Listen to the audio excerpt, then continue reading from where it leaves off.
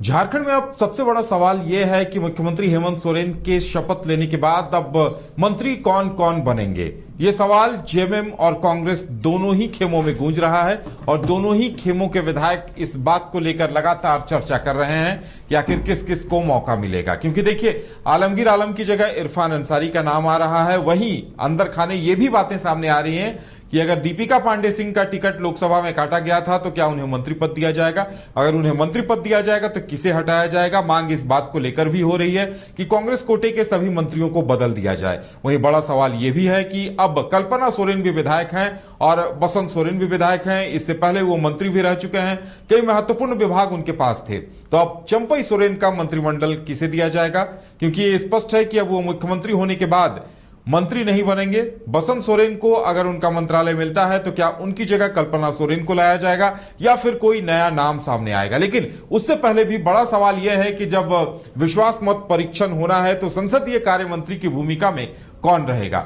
ज्यादा जानकारी के लिए इस वक्त हमारे साथ मदन जुड़े हुए हैं। मदन, ये कई तमाम सवाल लोगों के जेहन में गूंज रहे हैं कि संसदीय कार्य मंत्री कौन होगा और मंत्री कांग्रेस और जेएमएम खेमे से अब कौन कौन बनेंगे। क्या कुछ अपडेट सामने आ रही है? देखिए, कई वरिष्ठ नेता हैं जेएमएम में भी, और खास करके अगर आप देखें तो कांग्रेस में भी कई नेता हैं जो वरिष्ठ हैं और उन्हें स्पीकर के बाद अगर आप देखें तो संसदीय कार्य मंत्री के तौर पर नियुक्त किया जा सकता है। जैसे कि रामेश्वर उरांव हो या फिर अगर आप जेएमएम से देखें तो स्टीफन मरांडी हैं, मथुरा महतो हैं।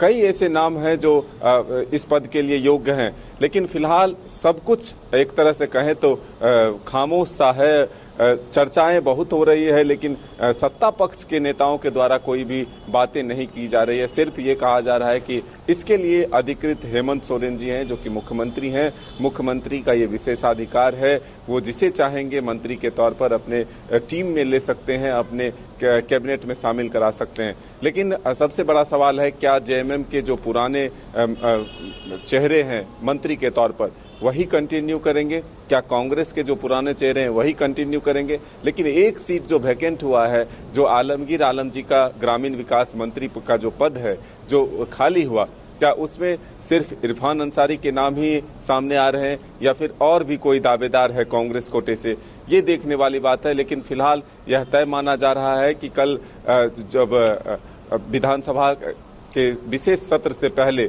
सर्वदलीय बैठक, यानी ये सत्ता पक्ष की बैठक और दूसरे तरफ विपक्ष की बैठक होगी, तो पहले रणनीति इस सत्र को लेकर बनेगी। लेकिन सत्ता पक्ष के बैठक में इस पर भी चर्चा होगी कि आखिर आगे मंत्रिमंडल में कौन कौन शामिल हो सकते हैं, किस किस के दोनों तरफ से अगर देखें जेएमएम और कांग्रेस के, तो किन किन चेहरों को शामिल किया जाए। हालांकि इससे पहले एक बातें जरूर सामने आ रही है कि कांग्रेस के जो आला कमान हैं उनसे मंथन होने हैं।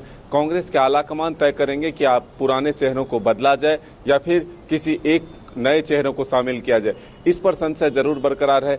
दीपिका पांडे के नाम तब सामने आए थे जब ये कहा जा रहा था कि लोकसभा चुनाव में जो कांग्रेस के विधायक और मंत्री हैं उनके कुछ पार्टी के खिलाफ जो काम है उसके सबूत मिले हैं और इसी आधार पर उनका परफॉर्मेंस भी ठीक नहीं रहा, इसलिए उन्हें बदला जा सकता है। तो अब देखना होगा कि क्या इस आधार पर भी मंत्री के पत्ते कटते हैं या उनका टिकट कटता है, या फिर पुराने चेहरों पर ही भरोसा जताते हुए कुछ महीनों के लिए कोई फेरबदल नहीं किया जाए। ये देखने वाली बात है। लेकिन ये तय माना जाए कि 9 जुलाई को ये बातें सामने आ रही है कि फिलहाल मंत्रिमंडल का विस्तार संभव है। हालांकि जो संसदीय कार्य मंत्री की बात है तो वो अब तक तय नहीं हुआ है कि किसे बनाया जाए। लेकिन इसमें सबसे ज्यादा अगर नाम आगे है तो वो रामेश्वर उरांव के नाम सबसे ज्यादा आगे है।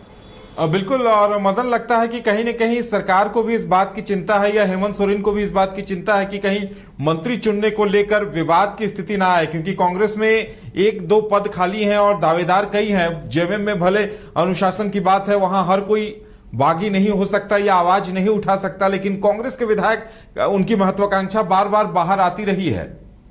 बिल्कुल। देखिए, दिल्ली तक दौरे हो चुके हैं, 9 विधायक एक साथ जाकर के आला कमान से शिकायत कर चुके हैं कि मंत्रियों का परफॉर्मेंस ठीक नहीं है, उनकी बातें नहीं सुनी जाती है, विधायकों के काम नहीं किए जाते हैं, अधिकारी उन्हें तवज्जो नहीं देते। ऐसे में जरूर सुगबुगाहट कई बार हुए कि मंत्री के चेहरे बदले जा सकते हैं, लेकिन अंततः परिणाम 0 के बराबर रहा। और अब अगर बारी आई है तो फिर से एक बार जरूर कई दावेदार सामने आ रहे हैं चाहे वो अकेला यादव हो या फिर अन्य कई नाम हैं जो ये दावेदार बताते हैं अपने आप को, जो पार्टी अगर उन्हें जिम्मेदारी देती है तो फिर वो बखूबी काम करके दिखाएंगे, पार्टी के लिए भी, सरकार के लिए भी और संगठन के लिए भी। चलिए मदन, हमारे साथ जुड़ने के लिए और तमाम जानकारी देने के लिए आपका बहुत बहुत धन्यवाद। तो देखने वाली बात यह होगी कि आने वाले दिनों में क्या होता है और इस पर सरकार क्या निर्णय लेती है और कांग्रेस आलाकमान इस मसले को कैसे सुलझाता है, यह भी देखना दिलचस्प होगा।